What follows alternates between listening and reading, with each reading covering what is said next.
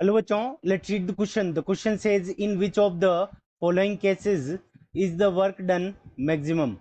Option A, option B, option C and option D. Option A के अंदर force F क्या है, force, और S क्या है, डिस्प्लेसमेंट. दोनों के बीच में एंगल कितना है, 30 डिग्री. ऑप्शन सेकंड के अंदर फोर्स और डिस्प्लेसमेंट के बीच एंगल कितना है, 45 डिग्री. ऑप्शन सी के अंदर जो एंगल दे रखा है वो 90 डिग्री. एंड ऑप्शन डी के अंदर जो एंगल है वो क्या है, 0 है. तो हमें ये बताना है कि कौन से केस के अंदर जो वर्क डन होगा वो मैक्सिमम होगा. सो इस क्वेश्चन को करने के लिए हम क्या करेंगे, की कंसेप्ट अप्लाई करेंगे. सो की कॉन्सेप्ट. अब की कॉन्सेप्ट के अंदर हमारा जो की कॉन्सेप्ट लगेगा वो क्या क्या लगेगा, वर्क डन का फॉर्मूला. सो यहाँ से हमारे पास में वर्क डन का फॉर्मूला क्या होता है. So work done is equals to, work done is equals to हमारे पास क्या होता है, force, force multiplied by displacement, force multiplied by displacement.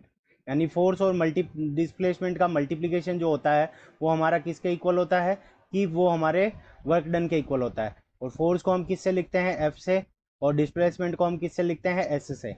So W is equals to हमारा क्या हो जाएगा, फोर्स मल्टीप्लाइड बाई डिस्प्लेसमेंट. अब हमें क्या निकालना है, वर्क मैक्स निकालना है.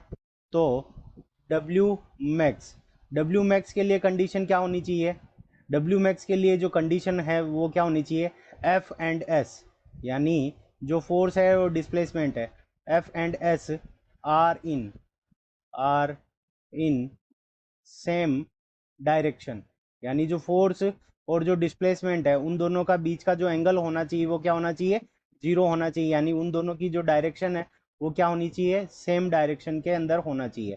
F and S are in same direction. ठीक है, तो ये डब्ल्यू मैक्स के लिए है.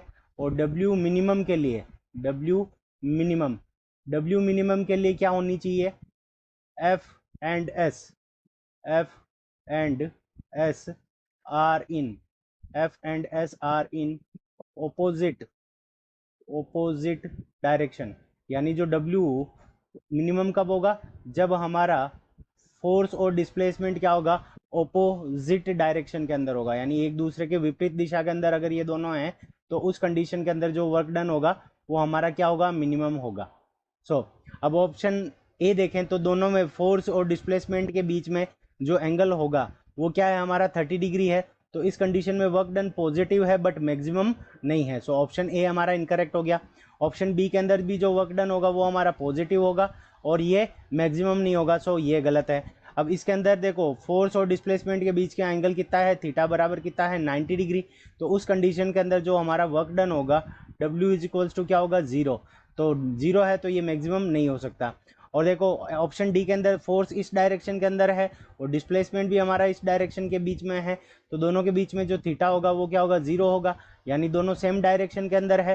तो इस कंडीशन के अंदर जो वर्क डन होगा वो क्या हो जाएगा, मैक्सिमम हो जाएगा. डब्ल्यू मैक्स हमारा ऑप्शन डी में होगा. Option D is the correct answer of this question. I hope you understood it well. Best of luck. Thank you.